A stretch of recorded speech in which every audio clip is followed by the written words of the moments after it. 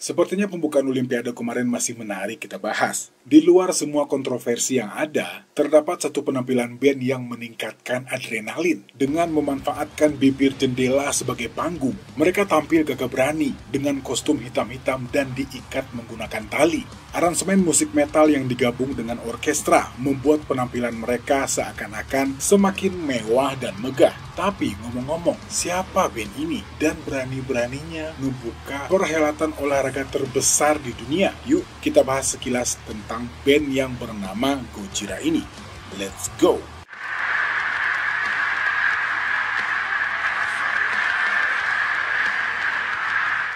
Cerita ini kita mulai dari seorang gitaris yang sekaligus menjadi vokalis dari band ini, Joseph Andrew Duplantier, atau yang biasa dipanggil Joe. Joe lahir pada tanggal 19 Oktober tahun 76 di Paris, dengan darah Amerika dan Prancis yang mengalir dalam tubuhnya. Ya, ibunya adalah orang Amerika dan ayahnya orang Prancis. Jadi, Joe punya dua keluarga negaraan. Ini keren nih, dari kecil udah bisa bahasa Prancis sama Inggris loh. Setelah brojol di Paris, Joe kecil dibawa pindah oleh keluarganya ke Biarritz, sebuah kota di barat daya Prancis. Tumbuh dengan musik yang cukup komplit, mulai dari pop, jazz, rock, hingga klasik. Meskipun pernah belajar piano, tapi gitar lebih menarik perhatiannya. Joe juga sering menghabiskan waktu di hutan dengan berpura-pura menjadi seorang Indian, membuat api unggun dan gubuk. Saya mengalami hubungan yang sangat mudah dengan alam, dengan pepohonan, tanah, dan dedaunan, bunga-bunga, serta katak dan ikan-ikan, katanya. Tapi, di satu sisi, Joe tumbuh dengan kekerasan bullying, dan Joe juga punya pengalaman buruk dengan pencemaran lingkungan.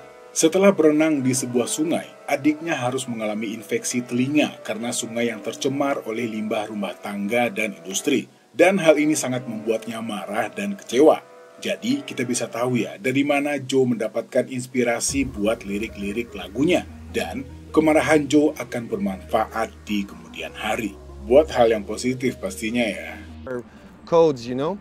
Now it's a bit different because pengalaman bermusik Joe berawal dari sepupunya yang saat itu mulai sering mendengarkan lagu-lagu Metallica, Iron Maiden, dan Beastie Boys. Dan tanpa disadari, dia memulai pelajaran gitarnya dengan intro lagu Fade to Black. Dan Joe mengaku bahwa genre musik ini mempunyai pengaruh yang besar terhadap perjalanan musiknya.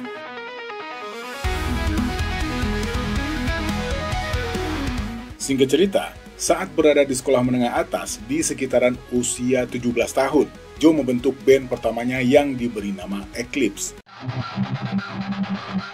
Dan di tempat lain, adiknya yang bernama Mario juga membentuk sebuah band dengan teman-temannya. Dan Mario sendiri saat itu masih berusia 12 tahun. Joe mengaku dia sangat kagum melihat permainan Mario pada saat itu. Dan menurutnya, tidak ada drummer yang lebih bagus daripada adiknya.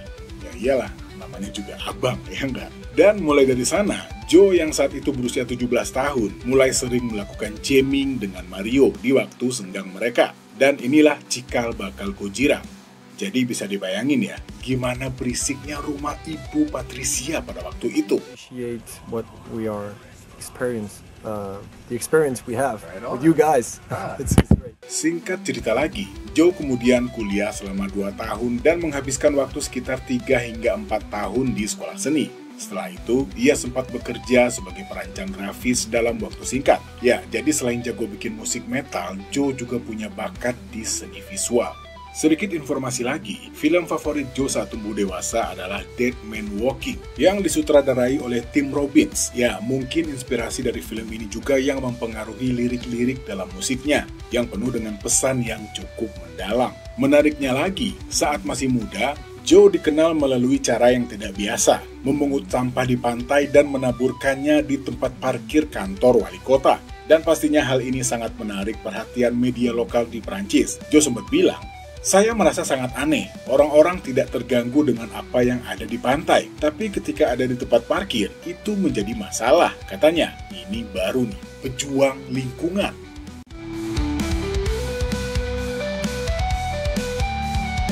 Singkat cerita lagi, formasi lengkap Gojira sendiri terbentuk di tahun 96. Joe yang saat itu berusia 19 tahun dan Mario Duplantier yang berusia 14 tahun merekrut seorang gitaris yang sebaya dengan Joe yang bernama Christian Andrew. Dengan formasi tanpa bass ini, mereka mulai berlatih di garasi Duplantier bersaudara. Dan tak lama setelahnya, mereka merekrut pemain bass yang bernama Alexander Cornilon yang juga merupakan teman Andrew dari kota Hossegor. Joe pernah mengatakan, "Kami ingin melaju dengan cepat dan kuat. Kami tidak punya rencana, tidak ada tekanan. Kami bahkan tidak memiliki nama," katanya. We formed the band in 1996. Pada awalnya, mereka memilih nama Godzilla untuk perkumpulan musik ini. Ide ini muncul dari film Kaiju, produksian tahun 54, yang juga berjudul Godzilla.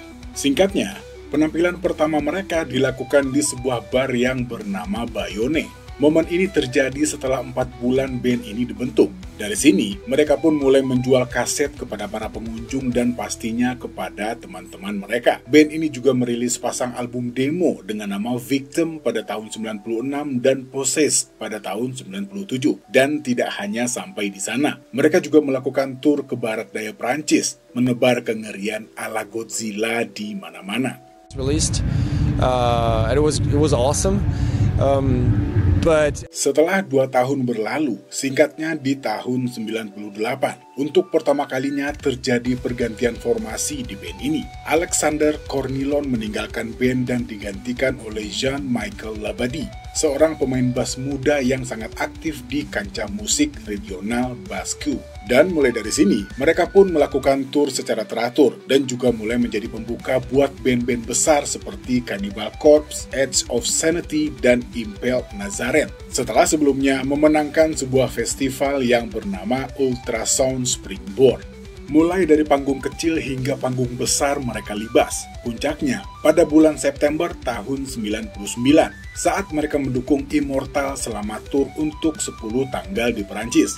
Tur ini memberikan exposure skala nasional bagi Godzilla dan semakin menaikkan reputasi mereka di kancah musik metal Perancis. Ya, boleh dibilang, band ini selalu mengeluarkan satu demo setiap tahunnya. Setelah merilis demo pada tahun 98, mereka mengeluarkan satu demo lagi yang berjudul Saturate pada tahun 99. Kemudian pada tahun 2000, mereka kembali dengan demo selanjutnya yang berjudul Wisdom Comes. Pada tahun 2001, band ini tersangkut masalah hukum yang menyangkut nama band mereka dan diharuskan untuk mengganti nama band yang sudah mereka gunakan selama ini. Dan daripada repot-repot mengganti dan mencari nama baru, akhirnya mereka memutuskan untuk tetap menggunakan nama Godzilla, tapi dalam versi bahasa Jepang yang menjadi Gojira. Setelah materi lagu yang cukup banyak, di tahun itu mereka bermaksud untuk mengeluarkan full album. Singkatnya, terinspirasi dengan kualitas produksian album dari band-band metal Paris, Gojira memutuskan untuk pindah studio di Brussels untuk merekam album debut mereka. Karena album ini masih direkam secara independen, dengan terpaksa mereka harus meminta sumbangan dari para teman-teman dan keluarga. Meskipun Joe mengatakan kalau Gojira butuh waktu yang lama untuk menulis album ini, tapi nyatanya album ini direkam hanya dalam waktu 10 hari saja. Setelah selesai merekam album, Gojira masih kesulitan mencari label rekaman yang mau mendukung mereka. Banyak label yang menolak mereka karena menganggap musik mereka terlalu ekstrim dan tidak akan laku di pasaran. Selain itu, label-label ini juga menyarankan Gojira untuk mengubah gaya musik mereka dan bernyanyi dalam bahasa Perancis. Dan akhirnya, Gojira memutuskan untuk mandiri. Mereka juga mendirikan label rekaman mereka sendiri dengan nama Gabriel Editions dan berharap dengan cara ini mereka bisa mengelola karir musik mereka sendiri tanpa harus bergantung kepada pihak lain.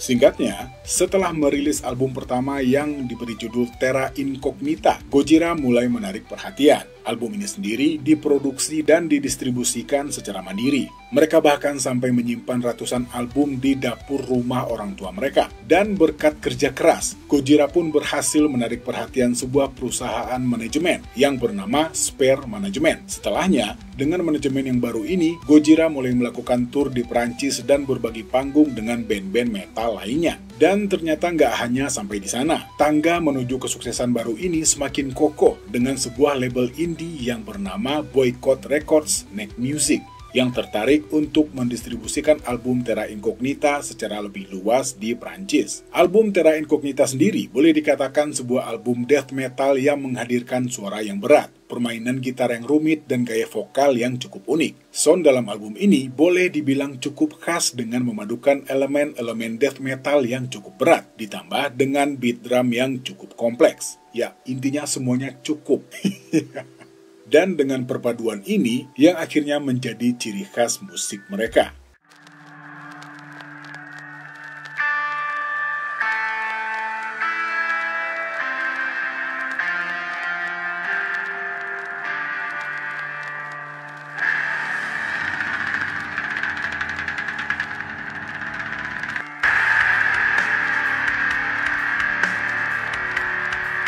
Walaupun beberapa kritikus menganggap album ini repetitif dan tidak orisinal, tapi di sisi lain, album ini juga mendapatkan pujian secara keseluruhan. Dan setelahnya, untuk lebih fokus dengan visi musik mereka, di tahun 2002, Gojira memutuskan untuk membuat studio rekaman mereka sendiri. 2 tahun lamanya mereka menyelesaikan studio yang diberi nama Le Studio des Milans ini, sebuah studio rekaman dan tempat latihan yang berada di hutan Landes.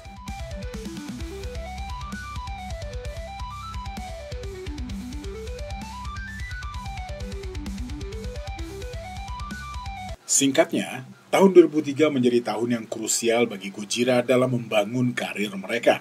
Setelah semakin dikenal dengan debut album mereka yang berjudul Terra Incognita yang kemarin, Gojira kembali lagi dengan album kedua yang seakan-akan dijadikan sebagai jawaban kepada para pemerhati mereka, dan terutama kepada para fans. Album yang dibuat selama 1 tahun ini juga menampilkan permainan Mario yang mulai menguasai blast beat dan penggunaan double bass drum. Album yang diberi judul The Link ini dirilis pada tanggal 18 April tahun 2003. Sebuah album yang menunjukkan evolusi musik mereka dengan tambahan elemen progresif dan suasana yang lebih mendalam, dan pastinya penuh emosi. The Link sendiri adalah langkah besar bagi Gojira dalam mengeksplorasi sound mereka. Album ini memiliki campuran death metal dengan sentuhan progresif dan ambience yang lebih kuat, yang membuatnya berbeda dari album pertama mereka. Dan lagu Indians adalah salah satu hits unggulan dari album ini.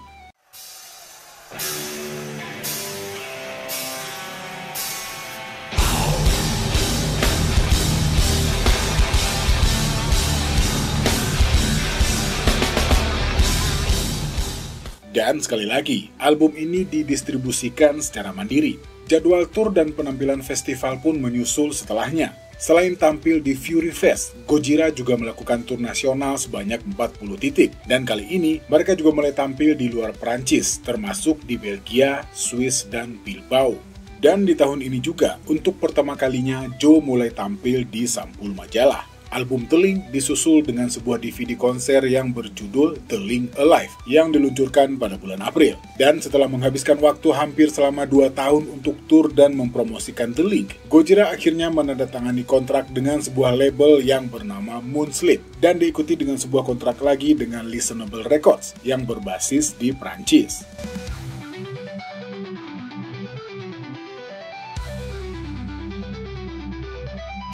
Setelahnya, Gojira kembali memasuki studio untuk merekam album ketiga mereka. Album ini dibuat dengan konsep yang menceritakan tentang kebangkitan sebuah planet. Liriknya sendiri berkaitan dengan masalah lingkungan seperti perubahan iklim dan dampaknya terhadap ekosistem laut, dan juga berisi tentang tema-tema kehidupan, kematian, dan reinkarnasi. Bahkan Joe menghabiskan waktunya untuk membaca buku-buku yang berkaitan dengan para pencari spiritual. Penulisan album ini sendiri memakan waktu selama 7 bulan, dan setelahnya, pada tanggal 27 September tahun 2005, album yang berjudul From Mars to Sirius pun dirilis. Dan sekali lagi, album ini dikerjakan secara mandiri, mulai dari pembuatan materi sampai mastering.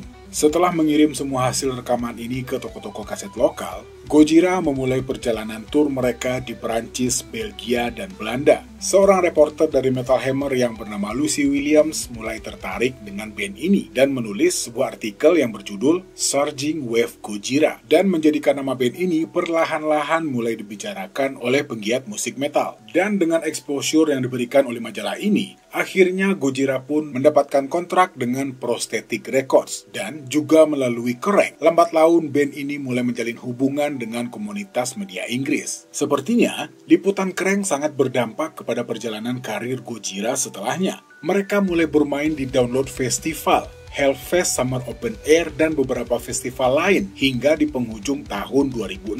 Dan gak hanya sampai di sana, di sekitaran waktu ini Gojira juga mulai satu panggung dengan band-band besar, mulai dari Trivium, Lamb of God, hingga Slayer. Dan band ini terus mengisi kegiatan mereka dengan jadwal-jadwal tur dan festival di Amerika Serikat hingga mendekati penghujung tahun 2007.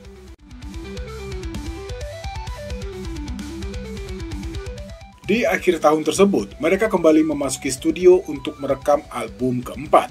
Album ini akan dibuat lebih intens, lebih brutal, dan lebih melodis. Album yang mulai direkam pada bulan April tahun 2008 ini juga menghadirkan salah seorang vokalis band metal yang bernama Randy Blythe. Ya, ada sedikit informasi tentang hubungan pertemanan antara Joey Duplantier dengan Randy Blythe dan Chris Adler. Cuma saya nggak nemu nih cerita akuratnya seperti apa. Jadi intinya, berkat pertemanan antara Joe dengan Randy, sedikit banyak sangat berpengaruh kepada khalayak musik pada saat itu.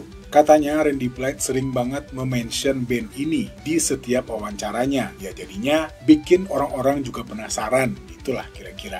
Dan singkat cerita lagi, album yang diberi judul The Way of All Flesh dirilis pada tanggal 13 Oktober tahun 2008. Album yang ditulis lebih kurang selama 4 bulan ini diisi dengan visi Joe tentang kehidupan dan kematian, dengan isian vokal dari Randy Blythe untuk lagu yang berjudul Adoration for None.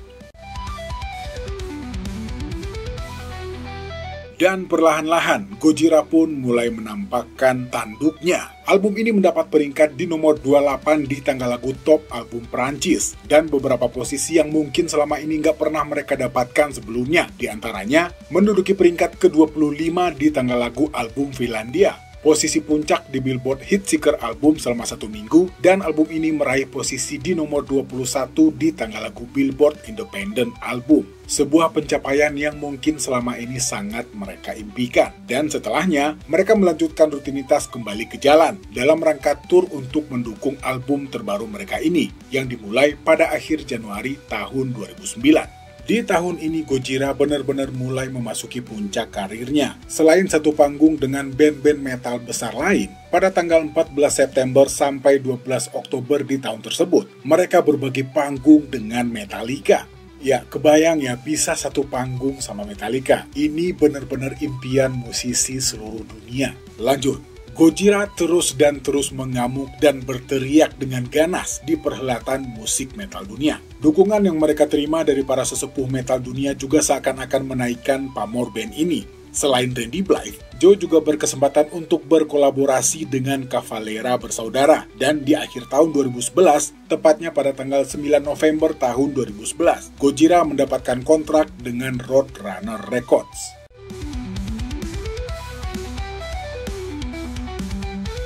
Setelah merilis El Enfant Savage, gimana nih bacanya? Pada tanggal 26 Juni tahun 2012, Gojira mulai menarik perhatian para penggemar metal progresif dengan berkolaborasi dengan Devin Townsend dan gitaris dari Meshuggah, Fredrik Thordendal. Dan tak hanya sampai di sana, kali ini Metallica mengajak Gojira untuk menjadi pembuka mereka dalam rangkaian tur yang bernama European Black Album Tour. Bahkan James Hetfield sempat mengatakan kalau dia sudah mengikuti band ini semenjak album From Mars to Sirius dan sangat menyukai permainan Mario Duplantier. Wow! Di sekitaran tahun 2015, Joe Duplantier memutuskan untuk pindah ke New York, Amerika Serikat. Keputusan ini diambil dengan tujuan untuk lebih dekat dengan pusat industri musik dunia dan terhubung dengan komunitas metal internasional secara lebih intens. Dan tak lama setelah itu, pada awal April tahun 2015, Gojira pun berhasil membangun studio rekaman pribadi yang mereka beri nama Silver Chord Studio. Dan di studio baru inilah mereka kemudian memulai proses rekaman untuk album selanjutnya yang berjudul Magma. Namun, di tengah proses rekaman yang direncanakan akan berjalan selama 10 hari, sebuah kabar duka datang dari kampung halaman mereka. Ibu dari Joe dan Mario, Patricia, dikabarkan meninggal dunia akibat penyakit kanker yang dideritanya. Kehilangan sosok yang begitu berarti membuat mereka harus menghentikan sementara proses rekaman untuk memberikan penghormatan terakhir.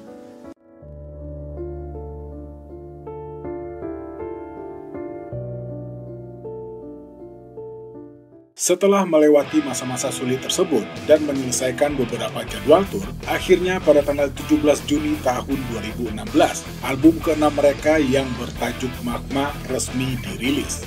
Perjalanan Gorilla, Pada titik ini, Gojira terus mempersembahkan karya-karya yang sangat fenomenal.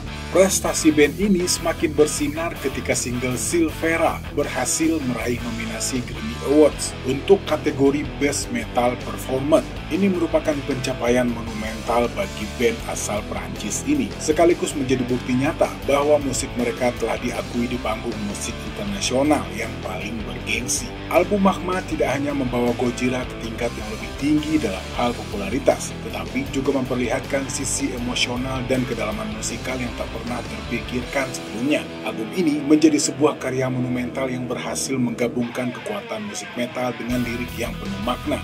Kesuksesan album Magma membuka pintu bagi Gojira untuk menggelar tur dunia yang lebih besar dan lebih meriah.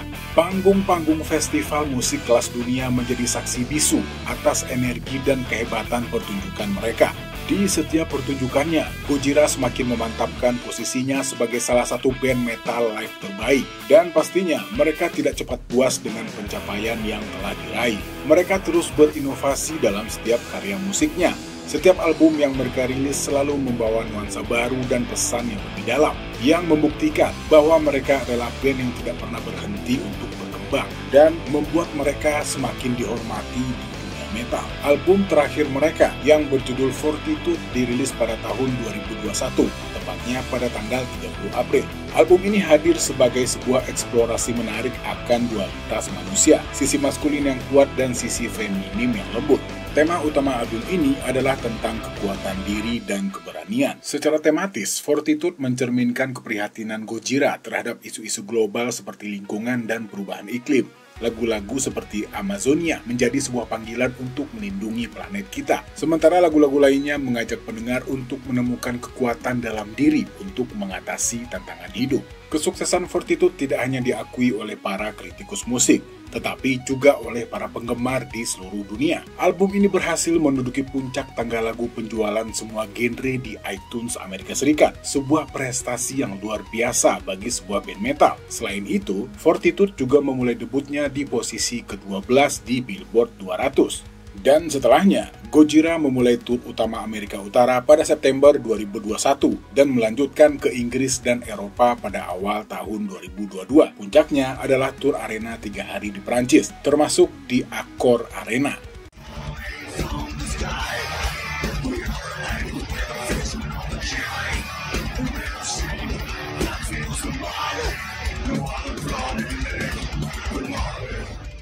Ya, meskipun menghadapi tantangan seperti penundaan tur akibat pandemi dan perubahan personil sementara, Gojira tetap aktif di panggung. Band ini berhasil menggelar tur dunia yang sukses, termasuk penampilan di festival-festival besar seperti Hellfest. Puncaknya adalah penampilan di upacara pembukaan Olimpiade Paris 2024. Ya, Gojira.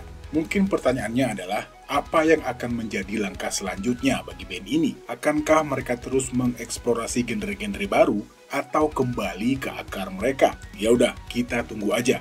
Terima kasih yang udah nonton video ini. Saya Al pamit. Assalamualaikum warahmatullahi wabarakatuh.